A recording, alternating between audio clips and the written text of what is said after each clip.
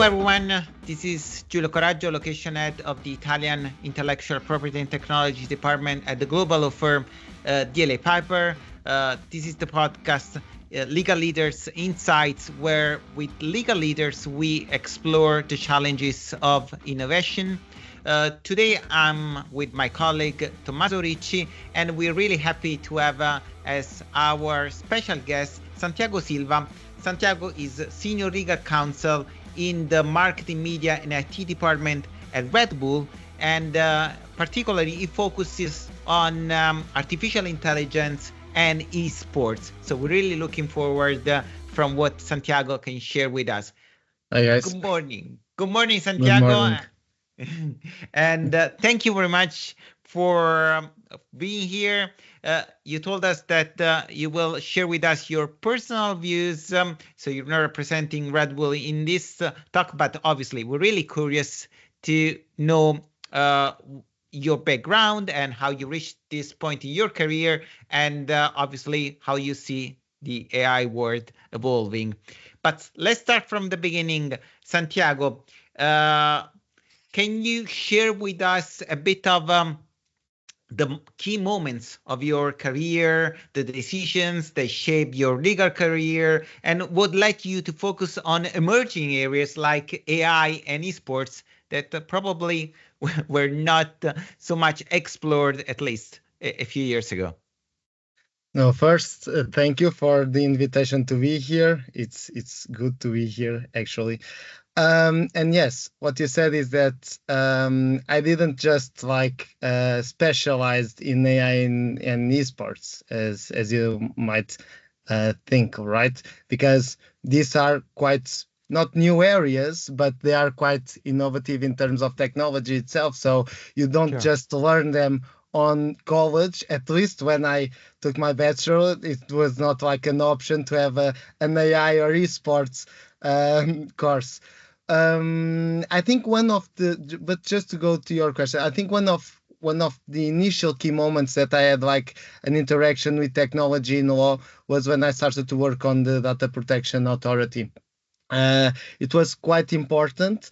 I started to notice that cross line between technology and data protection and privacy. At the time, for example, the companies needed an authorization to start a data processing activity to a specific purpose. So we would need to go deep into the assessment. I think a little bit, and I joke with this a bit, that is like the an impact assessment that we would do on a case-by-case basis, almost there. And also seeing the companies dealing with data breaches, and at the time being on the side of the authority. So that was quite interesting to in that point in time. Then I passed to an international law firm, and that also gave me two things, and I think those things are quite important. First, introduced me deeper onto the area of TMC, technology, media and communication, naturally, and it gave me the opportunity to expand the reach to clients, so very diverse clients. And I think that came in a very practical way, because clients have the needs, they have business needs, they have new questions, and in terms of emerging technologies, as we know, you don't have that playbook written ready to grab. So I needed to adapt a bit, and I think it started to take shape over the years, that I maintained the curiosity, the tenacity to go over like some subject matters, and a lot of self-study.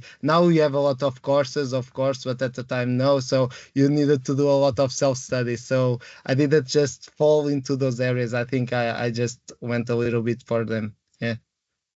Yeah, you need to have the opportunity to work for a client, and then you need to also exploit that opportunity, because learning just on the books it's not enough. You need to see it in practice, and that mastery. how That mastery. Yeah. It's true.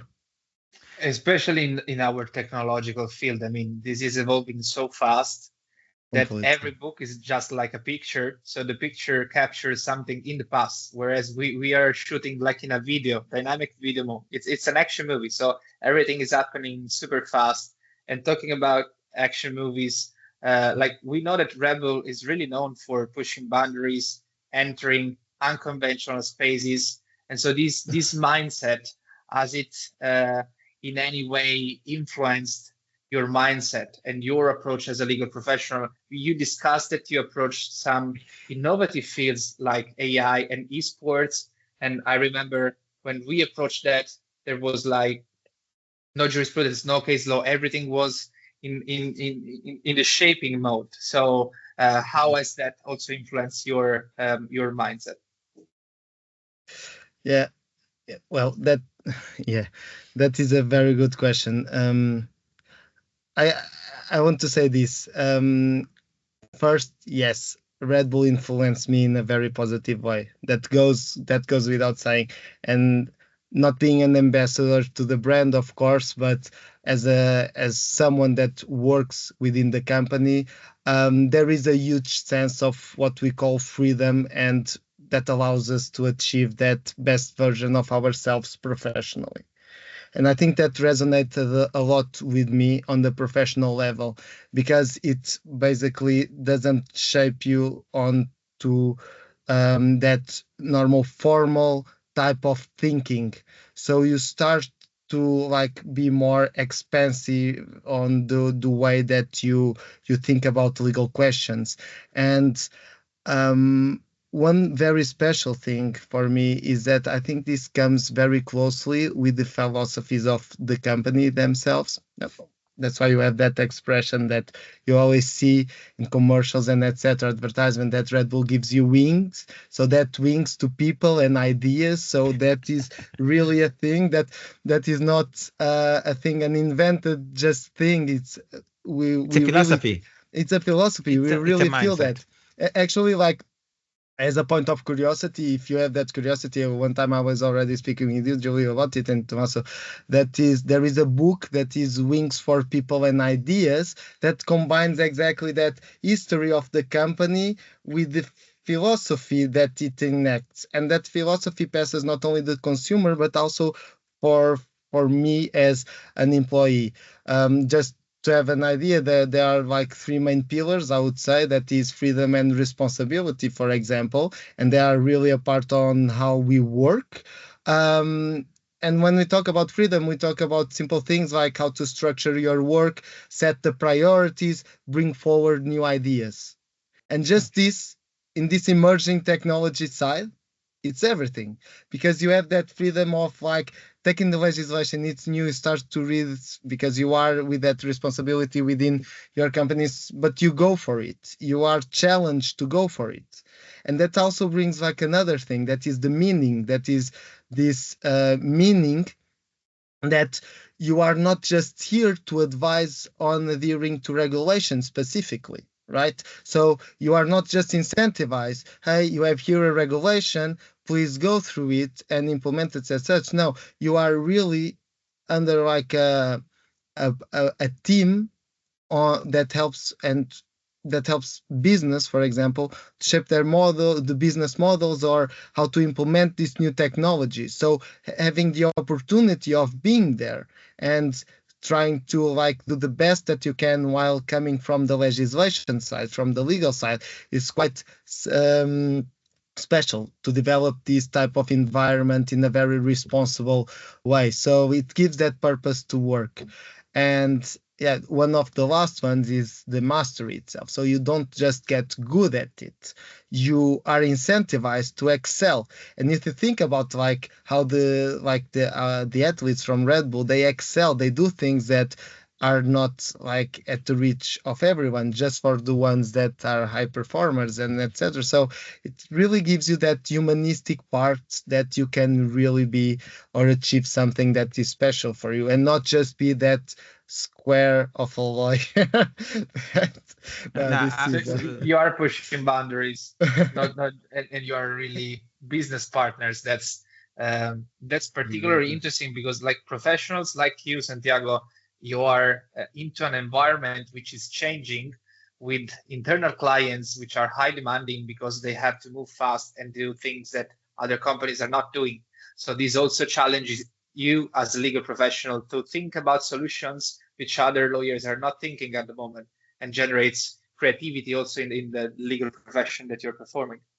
But I think it's a thing that is common to all of us that work in the IT, AI, privacy sector. We are invaded with this type of legislation that is quite comprehensive, and we need to make sense even of the overlap between the legislative pieces sometimes. So it's quite challenging, and if you don't have that type of more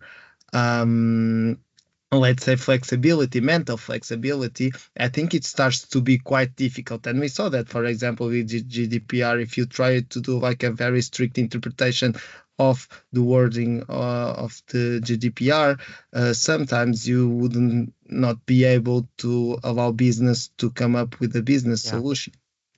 Yeah. No, indeed, in a way, it's in line with our approach. I mean, everyone is good at reading the laws, but then you need to make sure that you find the right interpretation to enable what the business is willing to do. And Santiago, I assume this is what you face every day, because Red Bull is a very innovative firm. At the same time, you have legislation like the AI Act that you just mentioned. It's never been tested before courts. It's never been tested before authorities, because in some countries you don't even have the authorities at the moment. Not even almost the authorities like have a clear. I think even the authorities need to be a little bit creative at a certain point. I think it's even more challenging. Yeah. And besides, the technology is evolving all the time. Whenever a new version of a famous generative AI solution comes into place, you can do new things that you couldn't do 3 months before. And so how do you juggle with this thing, this I don't think conflicting, this interests that need to push for innovation, but at the same time, obviously, compliance is a priority for a business like yours. Yeah. So yes and no. Yes, no, because traditionally we are not that in that traditional tech company, that big provider of the technology. But yes, we all get affected from it directly or indirectly. Let's just assume the instructions of use of a specific system that you have. So you need, if you are deploying a specific system, you still have specific obligations that you need to comply under the legislation. Of course, transparency ones and etc. So of course it affects us at a certain point. But the way that it helped me a lot during my career is really not to see these pieces of legislation as something that is going to block innovation or slow innovation down. I don't see them as roadblockers. Yeah. I see them as a map, as a framework that helps me to understand what are the importance or the main factors that I need to have in consideration when doing an assessment over a new solution. So they actually, if you get involved, of course, from an early stage, I think they help even companies to create a better product. Sure. You have a lot of examples. You have a lot of examples on where that happens. I think if I say the sentence that I'm going to say right now, you will just come up with 3 or 4 companies in your head.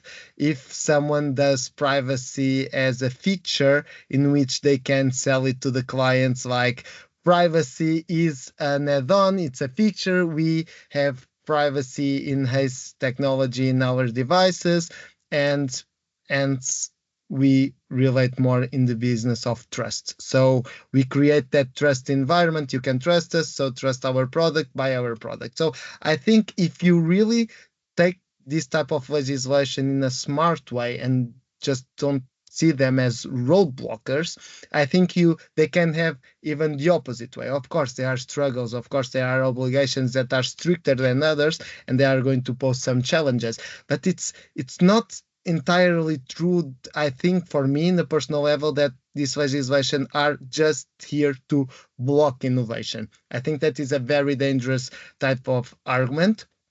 But yes, at the end of the day, it's a balance between the commercial interests of the company and how you can scale something responsibly and what people will trust at the end. And when I say trust, is not only the consumer, but also your employees internally, I would say. Yeah, of course. During this brief speech, we discussed about trust, discussed about responsibility, and also we discussed about creativity. And like overcoming this enormous amount of legislation, especially in the digital scene, which is being provided by the legislator in Europe, is a challenge, of course. So being creative is essential. But considering that now we as legal professionals are starting to use even AI tools more and more daily for our activities, if there's like one specific skill that you would suggest a young professional to acquire and to develop, to master and build a successful career as yours, what will it be? First and foremost, I'm still young. I still have a lot of career in front of me. So I don't intend here to be a coaching. But if the concept of being young is becoming even always more subjective, because I feel that I just came from university just yesterday. So in my one day, in that one day of experience, it's not just one keyword, or just, I think it's really like an idea.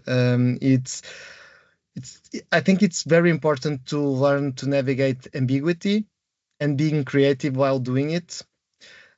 This type of legislation is like, technology evolves faster than the legislation itself. So sometimes you already need to have some insight on the technology, on the features of the technology, even before the legislation starts to appear. But there was a teacher, a professor of mine in college, Filipa Calvão, that she would say to me sometimes in this type of areas, try to see what is coming in the future and try to see how we will adapt to it. So I think it's that, it's trying to be curious, it's trying to be always striving to that capacity in which you know that there is uncertainty, but you have to grab another piece of legislation that is new, start all over again and start to read article by article, and then wait, because the community itself will give you a lot of information. For example, you guys are a source of value information every day. So it's that the LinkedIn is also pumping with a lot of information every single day. So it's that curiosity of not being afraid of taking new information off the internet and reading it and learn new things every day. Yeah, absolutely. I would say that the motto of all the innovation lawyers, I love calling us innovation lawyers, is never stand still. Exactly. Mentally, operationally, in terms of learning, in terms of engineering new ideas and new applications, and being part of the business. Santiago, I mean, this episode has been really insightful. I hope it is for all our listeners. We really thank you for your contribution, and you're welcome. I hope the listeners found it useful. If you want to subscribe to our podcast, you can avoid missing the new episodes. And we wish a very good day to everyone, and arrivederci. Thank you for having me here as well.